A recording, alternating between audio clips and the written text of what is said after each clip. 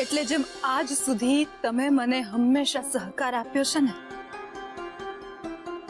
એમ આજે પણ અમારા જીવન સાથી બનીને અમને મંજિલ સુધી પહોંચાડવાના છે.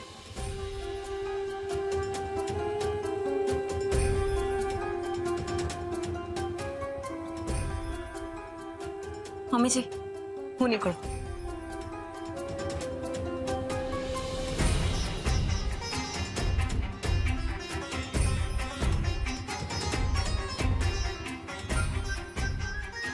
સોનુ, ત્યાં જઈને સૌથી પહેલા તારે શું કરવાનું છે એ યાદ છે ને તને? મમ્મીજી, આમ તો મને યાદ છે, પણ ફરી એકવાર સમજાવી દો ને. જો, સૌથી પહેલા તારે ત્યાં જઈને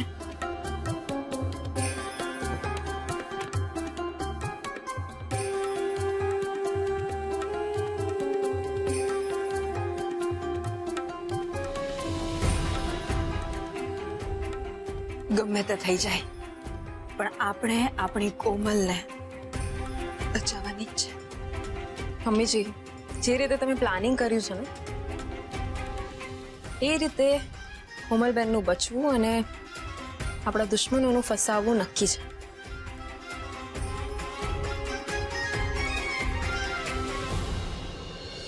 બસ હવે અમારી કિસ્મતને ચમકવાને થોડા જ કલાકની વાર છે. એકવાર આ કોન્ટ્રાક્ટ પર સાઇન થઈ જશે પછી લાઈફ ટાઈમ માટેની શાંતિ. નો મહેનત, નો ટેન્શન, ઓનલી એન્ડ ઓનલી આરામ. Mihir, you are so smart. એક વખત ડેડ સાથે વાત કરી.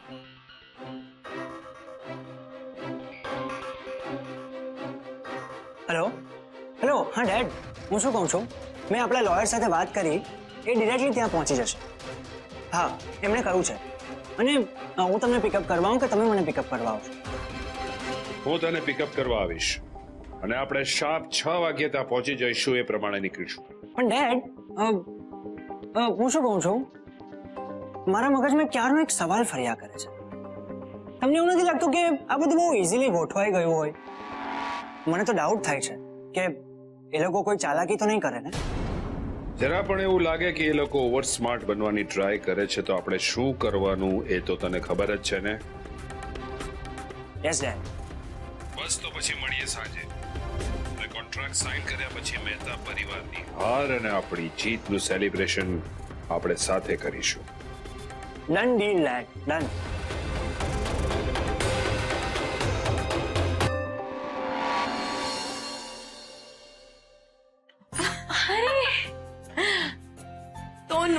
કેમ છો તમે?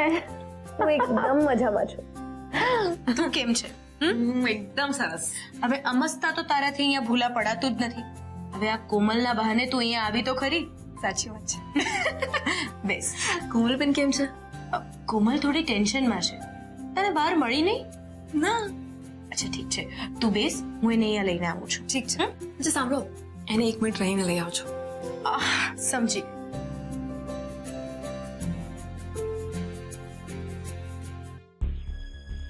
કોમલબેન આવે એ પહેલા મોબાઈલ સેટ કરી અને રેકોર્ડિંગ ઓન કરી દો. ઓકે.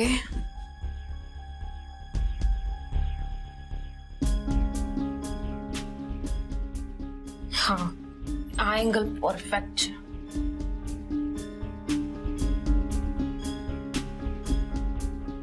અરે કોમલબેન, કેમ છો તમે?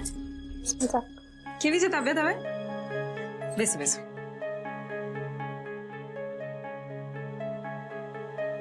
શું વાત છે ને કઈ? તમે તો કમાલ અહીંયા સેટ થઈ ગયા છો. મને લાગે છે કે તમને અહીંયા ફાવી ગયું છે. ના ભાભી, એકચ્યુઅલી મારે તો ઘરે આવવું જ છે, પણ હું જે કામ માટે અહીંયા આવી હતી એ કામ હજી પૂરું નથી થયું, એટલે મારે હજી 1 દિવસ અહીંયા જ રોકાવું પડશે. હજી 1 દિવસ? હા. અને એ કામ કયું છે તો તમે મને નહીં જ કહો, રાઈટ? એક વાત કહું, કેમ આટલું મેન્ટલ પ્રેશરમાં રહો છો? જે પણ દિલમાં વાત છે, ટેન્શન છે, ડર છે, એ બધું કહી દો અને મન હળવું કરી દો. જો, આમ તો આ તમારા ઘરનો અંગત મામલો છે, એટલે મને આમાં કંઈ પણ બોલવાનો કોઈ હક નથી. અને આમ જોઈએ તો આ મામલા વિશે હું બહુ જાણતી પણ નથી. છતાંય કોમલ, હું જોઉં છું કે તું ખૂબ પ્રેશરમાં છે. અને આ પ્રેશરનું કારણ ફક્ત ને ફક્ત મિહિરના પપ્પા છે. એમ આઈ રાઈટ? ના ભાભી, એવી કોઈ વાત નથી. જો એવી કોઈ વાત જ નથી તો પછી તું શું કામ અહીંયા રહે છે? જતી રહે તારા ઘરે. કોમલબેન, જુઓ, અત્યારે અહીંયા હું અને ભાભી જ છીએ. એટલા માટે જ કહું છું, પ્લીઝ પ્લીઝ તમે કહી દો કે તમારા ટેન્શનનું કારણ શું છે. જુઓ, ક્યાંક એવું ન થાય કે જ્યારે તમે અમને કહેશો ત્યારે એટલું બધું મોડું થઈ જાય કે અમે કંઈ કરી પણ ન શકીએ. અને હું એ વાતની ગેરંટી લઉં છું કે આ વાત આપણા ત્રણની વચ્ચે જ રહેશે. હા કોમલ, અમારા માટે નહીં પણ કમસે કમ કોકિલાબેનને માટે તો તું આખી વાત કર અમને. હું જાણું છું કે કોકિલાબેન ભલે કંઈ બોલતા નથી, પણ તને મનમાં ને મનમાં મૂંઝાયેલી જોઈને એ પણ ખૂબ ટેન્શનમાં રહે છે. અને ન કરે નારાયણ, અને તારા આ મૌનને લીધે એમને જો કંઈ થઈ ગયું ને તો પ્લીઝ આવું ના બોલો. મને કાંઈ ન થવું જોઈએ. એટલા માટે જ કહું છું કે જો તમે ખરેખર ઈચ્છતા હો કે મમ્મીજીને કાંઈ ન થાય તો પ્લીઝ તમે કહી દો કે એવું તો શું થયું જેના કારણે તમે મિહિર સાથે લગ્ન કરવા માટે તૈયાર થઈ ગયા. ભાભી પ્લીઝ આ વાતને રહેવા દો ને. કોમલબેન, નહીં, તમારે કારણ તો કહેવું જ પડશે. તમને મમ્મીજીના સમ. ભાભી, આઈ એમ સોરી મેં તમને મમ્મીજીના સમ આપી દીધા, પણ તમે લગ્ન કરવાનું સાચું કારણ કહેશો એમાં જ આપણા બધાની ભલાઈ છે. ભાભી સાચું કહું તો મારા લગ્ન કરવા જ નતા.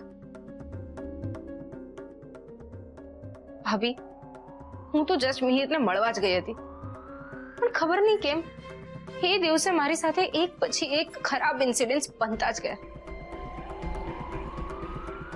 પછી એ મને એના ફાર્મ પર લઈ ગયો અને જતા વેત જ મારો મોબાઈલ ખોવાઈ ગયો અને એટલે જ હું તમને લોકોને કોન્ટેક્ટ ના કરી શકી. તો પછી એમના મોબાઈલથી પપ્પાજીના મોબાઈલમાં મેસેજ કોણે કર્યો હશે? આઈ એમ શ્યોર કોમલબેનનો મોબાઈલ મિહિર જ લઈને એને પપ્પાજીને મેસેજ કર્યો હશે. પછી શું થયું? રૂમમાં લોક થઈ ગઈ. પણ પછી બીજા દિવસે ખબર નહીં મિહિરને શું સૂઝ્યું કે અમારા બંને માટે પહેરેજના કપડાં અને સામાન લઈ આવ્યું. વોટ? લગ્નના કપડાં? એ પણ તમને પૂછ્યા વગર? હા ભાભી, મેં એને સમજાવવાની બહુ જ કોશિશ કરી, બહુ જ પ્રયત્નો કર્યા. એને કહ્યું કે આપણે આપણા ઘરનાને સમજાવી મનાવી અને પછી મેરેજ કરીશું. હું આમ મારા પેરેન્ટ્સના વિરુદ્ધ જઈને મેરેજ ના કરી શકું. અને એણે તમારી વાત નહીં જ માની હોય, રાઈટ? હા ભાભી, મેં જેવી એને લગ્ન માટે ના પાડી અને હું ઘરે આવવા નીકળી એવું જ એણે મને ઇમોશનલી બ્લેકમેલ કરવાનું શરૂ કરી દીધું. બ્લેકમેલ? હા ભાભી, એણે મને કહ્યું કે જો મેં એની સાથે લગ્ન ના કર્યા તો એ ગળે ફાંસો ખાઈને પોતાનો જીવ આપી દેશે.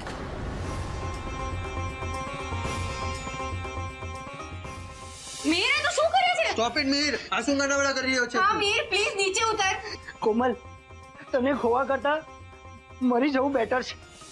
મેં મિહિરને સમજાવવાની બહુ જ કોશિશ કરી અને મારી વાત સાંભળવા માટે તૈયાર જ નહોતો. અને પછી એના પપ્પા આવી ગયા. મિહિરના પપ્પા? એમણે શું કહ્યું?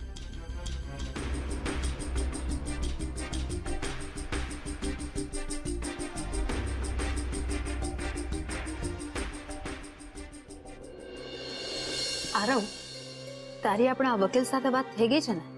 હા માં, બધી જ વાત થઈ ગઈ છે. આપણા બધા જ પેપર્સ રેડી છે. આ જ મોકો છે કોમલનો રૂમ ચેક કરવાનો. હમણાં ખબર પડી જશે કે ભાઈની ચકલી ઘરમાં છે કે ચીંચી કરતી ઉડી ગઈ. ગુડ મોર્નિંગ માય પ્રિન્સેસ, કેમ છે તું? કોમલ તો અહીંયા નથી.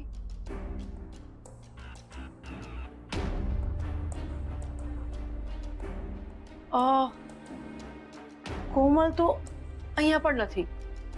મને આરવના રૂમમાં ચેક કરવા દે.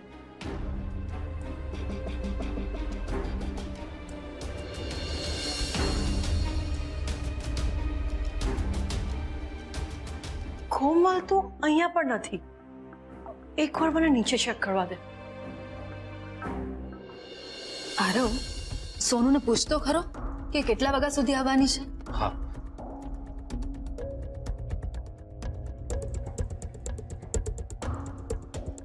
માં ફૈબા શું કરી રહ્યા છે?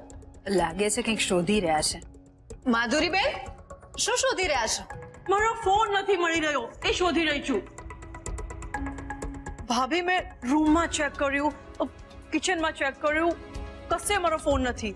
એકવાર વરંડામાં ચેક કરજો. બેન, પણ તમારો મોબાઈલ વરંડામાં કઈ રીતે હોઈ શકે? છેલ્લે તમે ક્યાં જોયેલો યાદ છે તમને? મને એ જ તો યાદ નથી આવતું. એકવાર ચેક કરજો.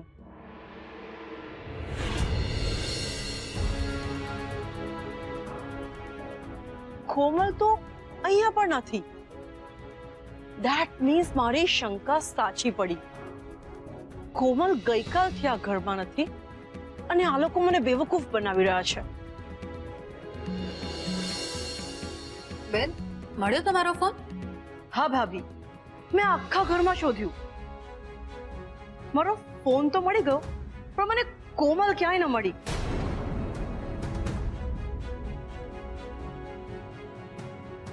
બોલો ભાભી, ચૂપ કેમ છો? મને ગઈકાલથી ડાઉટ તો હતો જ કે કોમલ આ ઘરમાં નથી. કોમલ ક્યાં છે? તમે આટલી મોટી વાત મારાથી છુપાવી.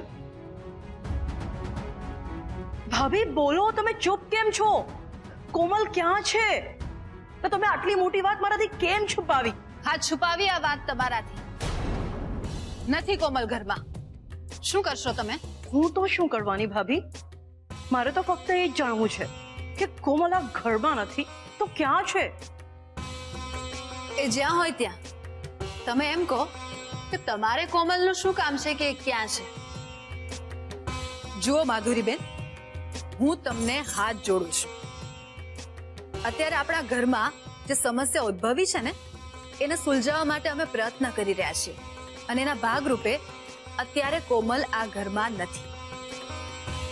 એટલે મહેરબાની કરીને અમને અમારું કામ કરવા દો અને તમે કોઈ પણ જાતની દખલગીરી કર્યા વગર તમારા રૂમમાં આરામ કરો. મારે ક્યાં અને ક્યારે આરામ કરવો એ તમે નક્કી નહીં કરો. તો પછી કોમલ ક્યાં છે એનો જવાબ અમારે તમને આપવો જોઈએ, એ પણ તમે નક્કી નહીં કરો. અને તમારે મારી વાત માનવી હોય તો ઠીક છે, અને ના માનવી હોય તો પણ તમારી મરજી. અને આરવના પપ્પાને મારી ફરિયાદ કરવી હોય તો એ પણ કરી શકો છો. ભાભી, તમે તો કમાલ મારું અપમાન કરે જ જાઓ છો. ફૈબા please try to understand. Aarav, તું મને સમજાવવા કરતા તારી મમ્મીને સમજાવ. મને તો કોમલની ચિંતા છે, મેં એટલા માટે પૂછ્યું હતું. ફૈબા, હું તમારું કન્સર્ન સમજી શકું છું, પણ માનું અત્યારે મગજ ઠેકાણે નથી. એટલે જો તમે આર્ગ્યુમેન્ટ નહીં કરો તો માં તમને કંઈ નહીં કહે. ઓ યસ, આ ઘરમાં બધાને હું જ નડું છું. આઈ થિંક મારે મારો રસ્તો કરી જ લેવો પડશે.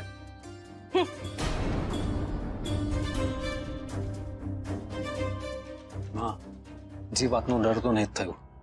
માધુરી ફૈબાને ખબર પડી ગઈ કે કોમલ ઘરમાં નથી. હવે આપણે શું કરશું? આપણે કંઈ નહીં કરવું પડે, કારણ કે કોમલ ઘરમાં નથી એ વાત માધુરીબેન મિહિરને કહેવા પણ જશે ને તો આપણને કંઈ ફરક નહીં પડે. કેમ આપણને કોઈ ફરક નહીં પડે? કારણ કે મિહિરને અત્યારે આપણી કોમલ કરતા આપણી પ્રોપર્ટીના કાગળિયામાં વધારે રસ છે. બસ એકવાર આપણે સોનુને સોંપેલું કામ પાર પડી જાય એટલે શાંતિ. કોમલબેન પ્લીઝ નહીં રડો, હા તમારો કોઈ વાંક જ નથી. ભાભી, મારા લીધે તમને લોકોને કેટલા પ્રોબ્લેમ્સ ફેસ કરવા પડ્યા. તમારા લોકોની રાતોની ઊંઘ હરામ કરી નાખી. એટલે કેમ આવું વિચારો છો? જો આપણે ઘરના બધા ભેગા મળીને ટ્રાય કરીશું તો બધા પ્રોબ્લેમ્સને પહોંચી વળીશું. તમારે બસ અહીંયા રહીને એ લોકોના આવવાની રાહ જોવાની છે. ભાભી, કાલે રાતથી લઈને સવાર સુધી એ લોકોનો એક પણ ફોન કોલ કે મેસેજ નથી આવ્યો. ક્યાં સુધી આ અમે લોકોની રાહ જોઈને બેસી રહું? કોમલબેન, રાહ તો જોવી જ પડશે ને, કારણ કે મને લાગે છે ત્યાં સુધી જે કાંઈ પણ થશે, ફોન કે મેસેજ જે પણ આવશે એ અહીંયા જ આવશે. અને આપણા ઘરના ફેમિલી મેમ્બર્સમાંથી તો એ લોકો કોઈને કાંઈ જ નહીં કહે. એટલા માટે જ જ્યાં સુધી એ લોકોનો ફોન કે મેસેજ કાંઈ નથી આવતું કે પછી એ લોકો તમને મળી નથી લેતા, ત્યાં સુધી તમે અહીંયા જ રોકાઈ જાઓ. તમારા માટે નહીં તો અમારા બધા માટે, અમારા લોકોની ભલાઈ માટે પ્લીઝ અહીંયા રોકાઈ જાઓ. ઠીક છે ભાભી, હું નીકળું છું. કોમલબેનનું ધ્યાન રાખજો. ભાભી, એ તો મારું બહુ જ ધ્યાન રાખે છે, મિહિર જ નથી રાખતો. બની શકે કે એ પોતે પણ ફસાઈ ગયો હોય. ફસાઈ તો હું ગઈ છું. Don't think too much. બધું સારું થઈ જશે.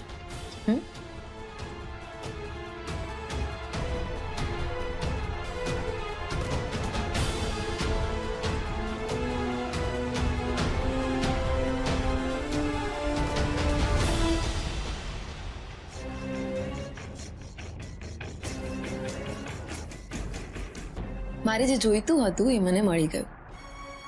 અને કોમલબેન, હવે તમે ચિંતા નહીં કરો.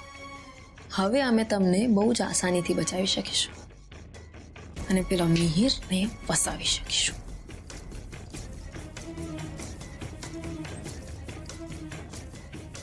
હું નીકળું.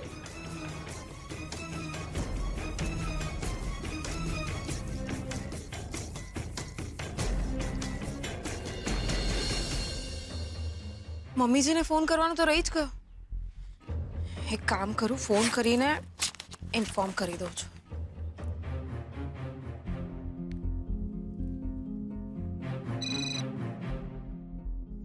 હલો. હા મમ્મીજી. હા સોનુ બેટા, કામ થઈ ગયું ને? હા મમ્મીજી, કામ થઈ ગયું છે. એમના લગ્ન વિશેનું બધું કન્ફેશન રેકોર્ડ થઈ ગયું છે. બસ હવે મહેમાનો આવે એ પહેલા તું ઘરે આવી જા, એટલે આપણે એમના સ્વાગતની બધી તૈયારીઓ કરી શકીએ. હા મમ્મીજી, હું બસ નીકળું જ છું. ભલે, સાચવીને આવજે.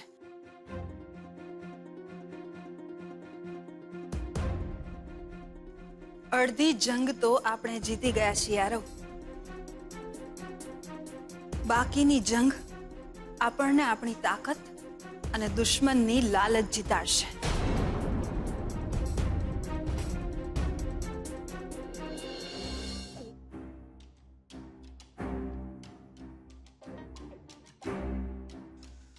આ લોકો પોતાની જાતને સમજે છે શું? ઘડીકમાં મહાન બનાવીને મસ્કા મારે છે અને ગરજ પતે એટલે આવું ઇન્સલ્ટ. આ કોકિલા ભાભીને તો હું પછી જોઈ લઈશ, પણ પહેલા મારે આ વકીલ અને કોન્ટ્રાક્ટની શું ખીચડી છે એ જાણવું પડશે. અને કોમલને આમ અચાનક કેમ ગાયબ કરી નાખી અને શું કામ ગાયબ કરી નાખી એ તો મારે જાણવું જ પડશે. પણ હું શું કરું? યસ, કોમલના ગાયબ થવાના ન્યૂઝ મારે મિહિરને આપવા પડશે.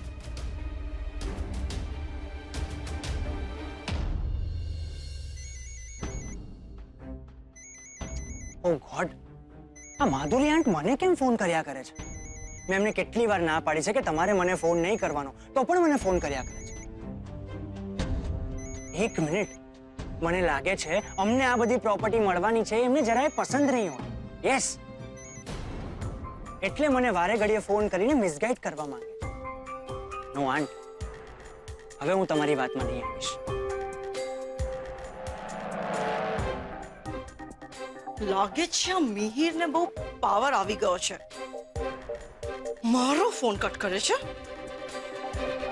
તને શું લાગે છે મિહિર, કે આ કોકિલા ભાભી તને રાતોરાત કરોડપતિ બનાવી દે છે?